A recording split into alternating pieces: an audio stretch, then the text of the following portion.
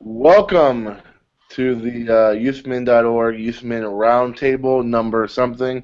24. Uh, huh? 24, Ken Griffey 20, Jr. 24 as we're eating a cookie. Youthmin Roundtable number 24. It's been a while since we've done one of these, but what better time than now to do one about a topic that I think is very relevant, very appropriate for the time of year we're in. But before I talk about that, you guys got to check out the youthmin.org store, the website in general. The store is new. The blog is new. There's a lot of new stuff. A lot of new blog posts have been posted lately. There's some new items in the store. The site is brand new. It's beautiful. I love it. It's my favorite version of the youthman.org site. And I'm just so proud and excited about the store. So make sure you check out the site, read some blog posts, comment, go purchase some stuff. If you haven't, subscribe to all the email lists that are out there for the Youthman site and for videos for student ministry so you can stay up to date with everything that we're churning out. Like stuff like this where we tell you that we're going to have a hangout and you guys can ask us questions or just watch live and just to make you guys more awesome in your ministry and your context. So with that being said, what we are doing today, what we're talking about today is specifically the topic of discouragement. And I was talking to these guys earlier saying that there's something about spring, there's something about the end of the school year, kids are about to graduate, kids are getting busier, that leads to discouragement. And I had a joke that said, uh, um, it seems like April is the time where job boards are most viewed because people are so frustrated, people are so discontent, people are so discouraged. And so we wanted to spend some short amount of time talking about discouragement because as we read the Facebook group and as we're feeling in our own souls, there's some discouragement with children, with students, with parents, with families, with the pastors above us, with everything. So that's what we're going to talk about. So the first question we're going to begin with is to you guys, with Ben Reed and with Keith Parker and myself, Frank, what is a current discouragement that you're kind of going through or feeling right now in your ministry or in your context? Yeah, I got one.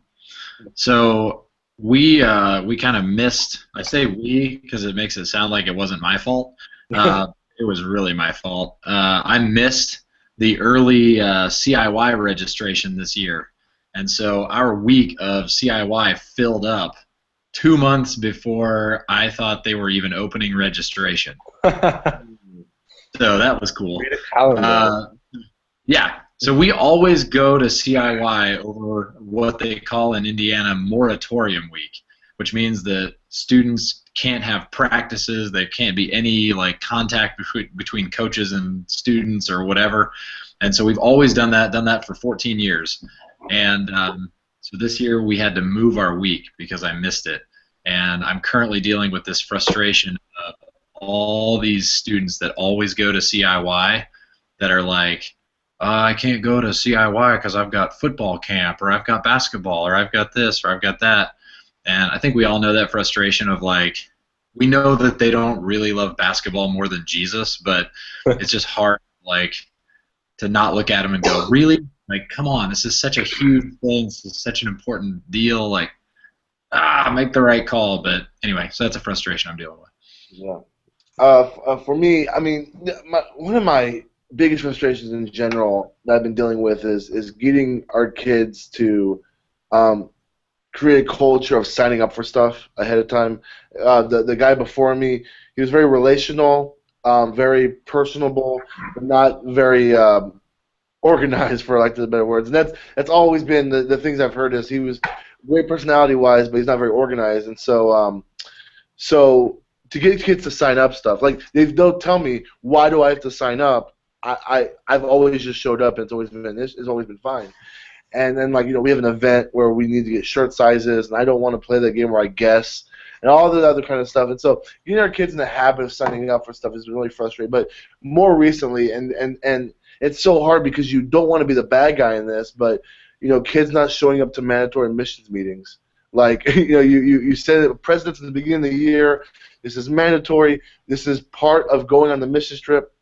And then the day of, kids are like, oh, I didn't know we had it this week, or I couldn't get a ride, or I'm in another city and I didn't realize. Like, all these type of things where you don't want to be the bad guy because you want them to go on this trip, but at the same time, it's like, I've emailed you, I texted you, I did all these things, and you have a calendar at the beginning of the year to know when all these events are. and yet you still don't show up. It's quite discouraging, quite frustrating. But I'm sure I'm not the only one in that. I have no discouragements. Everything's going to be awesome. No, that's a complete lie. It's been stressful in my house the last few weeks of just busyness. Busyness is a huge discouragement. And with that, before I go into more of my discouragements, just as a brace yourself of Frank, when you were talking about the job board thing of how April is the most viewed, I'd disagree with that. I'd say May. I remember last year, May, like there was that week where like a huge percentage of the youth groups in our Facebook group, like they all had the last week of their school year type thing, and then like that night and the next day and like that week, there was like 12 youth pastors that were like, yeah, my elder board just told me I was fired, like stuff like that. Wow. And like it was like the Black Monday in the NFL, like school year's done, get out, fresh start, like clean slate. And I remember being so depressed, so discouraged on that for so many youth pastors. So like yeah, it's a discouraging season.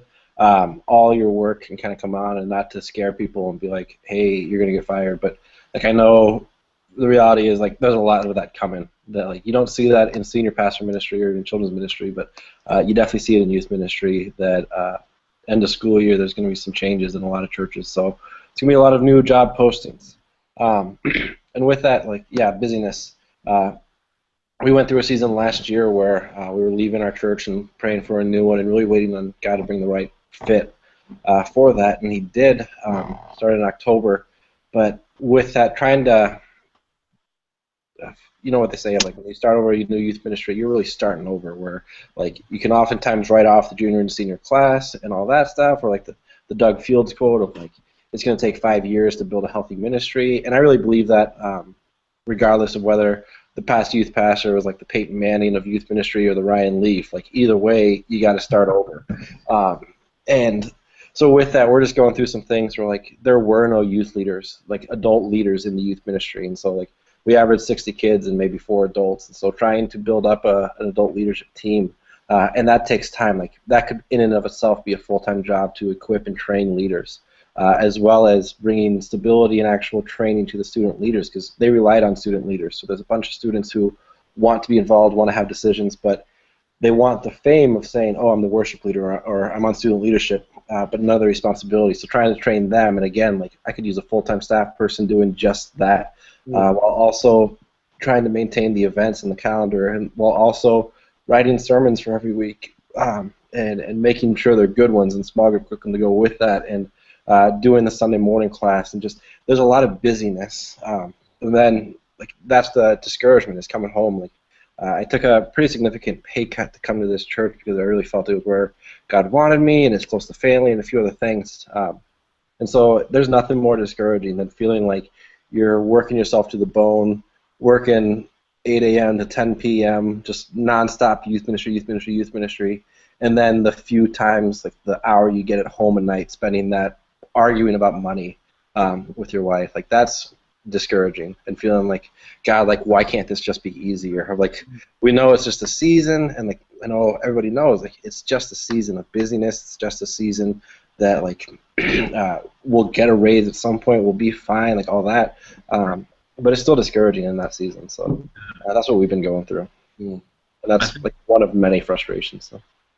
Yeah, I think that whether it's I mean, we could sit here and probably name 500 frustrations that you feel in ministry. I mean, whether it's numbers and comparing yourself to the church down the street, whether it's like family busyness or apathetic or helicopter parents or staff issues like where you don't get along with your leadership or whatever. Yeah. But I guess one question I kind of had as we've been talking through this is like, how do we avoid dwelling on these frustrations and just letting them like eat us up? Like how do we keep them from becoming a personal thing that literally just like tears us up from the inside out and kind of ruins us? Like what do you guys do to kind of get out of your own head with that stuff? I can answer for Frank, just because every time I turn on Xbox, it seems like Frank is playing NBA 2K15. Last week I got on and I was like, Frank, do you not have a job? Of like, because of the time you were on, and it was the most consistent time of like, you see, I play Minecraft maybe an hour a week, but it's Xbox for Netflix and Amazon and all that. And I'm totally just kidding. Like Frank's wicked hardworking when he's not at conferences every week. So, but no, for me, it's the Minecraft. Like Minecraft is a way that I can just turn off your brain. Like the only brain activity going on in Minecraft is like delete block, delete block, delete block, delete block. What kind of bridge am I going to build? Look at this castle. So stuff like that. And then I'll go outside at night and sit in the cold and just watch like a movie or a TV show on my iPad, just to like be like kind of in nature. We have a pond behind our house. We're not in nature. We're like outside of Chicago, so there's millions of people around us, but it's as close as I can get. Just a verse that's really impactful is like when I consider the heavens the handiwork of your hands. Like, what am I, God? That verse and that idea has always been big in my life in ministry, whether it's walking the dog at night or just sitting outside, of like being somewhere where I can look up at the sky and just remember like my problems, my difficulties, my frustrations. Like God worries about so much more. Like that they're nothing in the grand scheme of things, and like I trust that God has called me to this church for this position for this specific time. That like, yeah, it's going to be tough. There's going to be hard work. There's going to be days where I feel like every student hates me. There's going to be days where I preach a sermon and it just completely flops. But do I trust God's plans more than I trust in myself? And getting outside and just remembering that is huge for me. And just having those times of turning my brain off and just existing, not thinking about youth ministry, not thinking about anything. So. Yeah, I mean, like Ben said, like to find something I can do to get my mind off all this stuff is helpful. I don't want to create an escape for myself that I always run to, but I think there's a healthy place of not always thinking about the stressors or the things that discourage you. So yeah, like I mean, I'm right now on this NBA 2K where I just love playing that game. It gets my mind off of everything. I can just focus on my character being the MVP of the season. You know, that's all I focus on. But like for example, here's a great example. I'm not going to go into detail, but in my last trip meeting last night, yesterday, it was actually right after church, I was really frustrated at leaving that meeting just over some of the discussion that happened because, you communicate something and the kids don't hear it. And so I immediately went home and I just started pulling weeds out of my yard.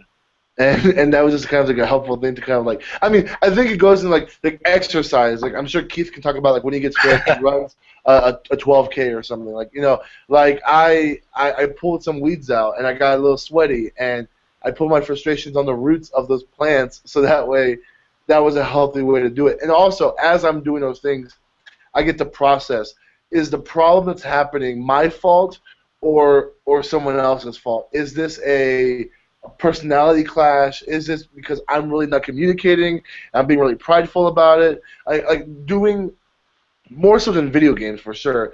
Exercise helps me focus on, and like if you see me, I'm not the most like athletically fit guy, but the little I do helps me refocus on what's the bigger issue here. Is there a pride issue that's causing this stress in my life, or is there something external? And at the same time, if I know what I'm doing is what the Lord's called me to do, then this might be attacks from Satan to try to discourage me. Maybe this parent is helicoptering over my ministry and trying to stir everything up simply because Satan likes to steal, kill, and destroy. And that may very well be the case in some situations. So going for a walk, pulling weeds, running, playing basketball. I love playing basketball. Those kind of stuff helps me determine what is this going on, and to be honest with myself. Because I mean, if we're honest, some of the stuff that we're stressed about are self-inflicted. Like I've been right there with Ben, where me and my wife are fighting over money. But if I look back, like man, if I only didn't buy 20 apps last week, maybe I wouldn't be so tired, And so sometimes I go to Starbucks 5 times a day. Yeah, if I wasn't such a hipster, I would be cheap. But yeah, I mean, those type of things like really examining my own heart and my own life and the type of stuff, exercise and walking. For me, playing basketball just on the court is really just that stuff helps, and that helps with discouragement time. Yeah, I think it's really easy because of our ministry. It's like I say our ministry, it's God's ministry, obviously, but like it's what we're called to. It's what we think about when we wake up. It's what we dream about as we go to sleep. And so it's really hard when somebody doesn't respond or doesn't want to be a part of our community or doesn't trust you. It's really hard not to take that personally. Yeah. But I mean, it just is. But I think that what you guys have said is good. Like finding something that you can kind of turn your brain off, or just not be focused on the youth ministry element, but just be able to like kind of pray and process. For me, it's running. I love to run, but I also love just like tickling my kids and messing around. Like just having some good family time to connect. To sit down and watch a TV show with my wife, in my arms next to me, and not think about youth ministry for a little while. That's just really healthy. But I also think like choosing to see things positively can be huge too. And I think we do have some control over that. Like a few months ago, a month and a half ago, I guess, we took a mission trip. And we've gone through some changes school-wise, like schedule-wise and things, and we're still trying to figure that out. But we took, if I look at it negatively, we took the smallest group of students I've ever taken on a trip anywhere in 14 years on this trip. And I could choose to look at it that way and be like, man, we only took 15 students on this trip. What's the deal? Where's everybody at? But instead, I chose to look at it as, man, like, this is going to be awesome. I get to like really dive in and have some really strong conversations with these 15 students and get to know them better than I've gotten to know them in a long time. And I don't have to like be juggling 50 students. I can just be focused on these 15, and this is going to be great. And it ended up being an awesome trip because instead of being angry about who wasn't there, I could focus on who was there. And that's taken me a long time to get to that place, but being able to make our brains make that switch, I think, is huge. And looking at it positively instead of negatively. Yeah. I was going to add on to that, too, something going along with both of that. Frankie talked about pulling the weeds, and it just reminded me of mowing the lawn for me is another big thing that keeps me going. And it's work, it's all that stuff that you talked about, but it's also, like, in youth ministry, we don't get to see results happen. Like, we rarely get to see, like, we might pray a prayer with somebody, but we don't get to see them in those tough moments where they choose God instead of choosing sin, like when they're laying awake at night, stuff like that. And, I mean, like, I've been in youth ministry almost 10 years, and so I'm starting to see some of that stuff of, like, students from the past be like, hey, you really made an impact on my life, like, when I was in high school, and now that I'm getting married, like, all that. So that's great, but in those seasons where it's tough, it's nice to see results. And so mowing the lawn, like, I love going out and seeing a lawn that's like just overgrown. Not that I love seeing it overgrown, but you can see results. You can see change happen. It was something my dad taught me that his grandpa taught him about ministry. That like my dad was a painter. He taught me and my brothers all how to paint houses and rooms because it's extra income, but most importantly, you get to go into a room and see a dramatic change that, like, just a coat of paint can drastically change the way that a room or a house looks. And so being able to control results in a sense like that, whether it's mowing the lawn or painting, I mean, sometimes that's great for a youth room of changing the paint colors. I mean, obviously don't paint every week, but, like, if you have to paint the youth room for years just to feel like there's new, there's fresh, there's exciting in that sense, you don't manufacture excitement in that way, but if that keeps you going, if that is sort of a subconscious trick to keep you in it, then great. But yeah. Keith, you had a question you wanted to ask, I think? Yeah, and maybe, I know we've got a short amount of time, maybe this could kind of be our last thought, but if you could give, like, one piece of advice to a youth worker who's currently frustrated and about to, like, send that bad email or post that thing on social media, like, what would you say? How would you encourage them? Yeah. I'll go first because I'm just thinking specifically for the youth pastor who's frustrated because of their numbers. Like, because this time of year is like kids are busy and they don't show up for some reason, and then you enter summer, which is the most infrequent time kids show up.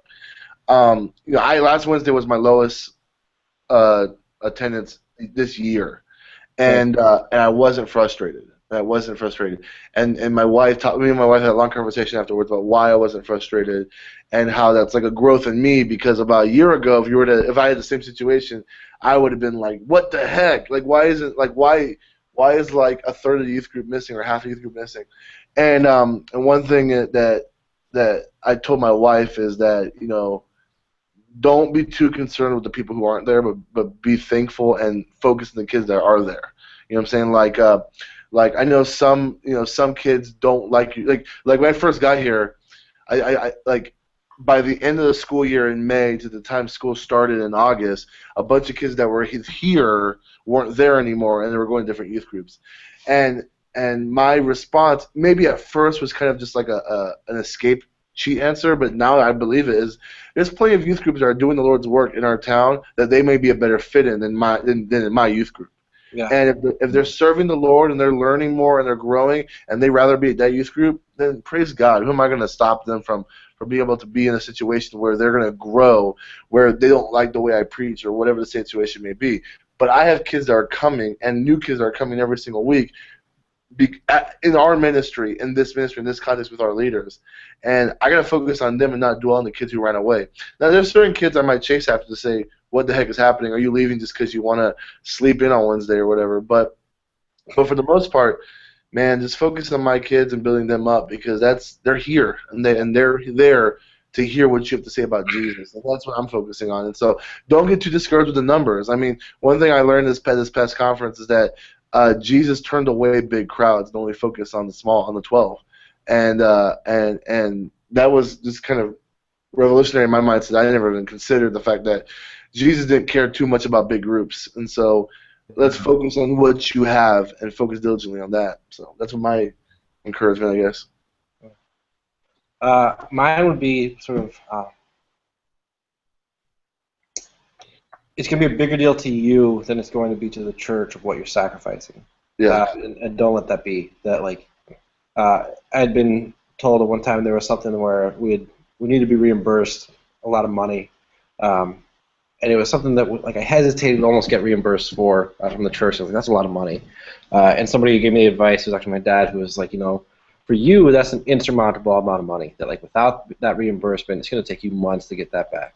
For the church, that might be well, this stinks, but it's not even close to 1 week's tithes. That don't let that sort of be an issue where you give up something that for you is a huge deal and for the church it's nothing. And I think we do that across the board with issues whether it's time management or things like that. There's things that sort of a non-negotiable for me now is Wednesdays I get into the office at 9 and I get home at 11:30. So I don't see my kids at all other than a little bit in the morning when they're eating breakfast and getting ready to go and all that stuff. So then on Thursdays, I'm not going to the office until later because being with my kids is more of an important deal. That I could get in at 9 o'clock on Thursday or 7 o'clock or whatever and crank out some work, do some follow-up, but ultimately that's not going to make in the end as much of a difference as me sticking with my kids. That's the first ministry of mine is my kids, my family. So that's my advice of when it comes to issues. Don't let things that are not going to, don't presume that if I work a little bit harder or if I put in a little bit more or give up a little bit more money, that's what's going to be what gets me over the hump, whether it's with the church or with the youth ministry or whatever. Don't sacrifice things that are huge deals to you for things that are minor in the grand scheme of things. Yeah, that's really good. I think that's good. Yeah, I think for me, if I could encourage a frustrated youth worker, I would say keep striving for excellence no matter what. Yeah. Don't allow, poor numbers or a staff member that doesn't quite pull their weight or whatever frustration you're feeling. Don't let that become an excuse for you to do your job halfway. God called you to this. God has entrusted you with these students, and trust in Him to do the work. It's the Holy Spirit that convicts hearts. It's the Holy Spirit that makes God's word powerful and active and all those things. So do a great job and work really hard, and the numbers and the other stuff, they'll take care of themselves. But be excellent in what you do, no matter what. For sure. So, like you're yeah, working for the Lord and not for man. I think it's there's, like, I don't know. there's something in the Bible about that. Yeah, Yeah. like There's a lot of biblical stuff, like In the Bible, that's a board games and stuff. I don't know. So hey, we're gonna wrap it up.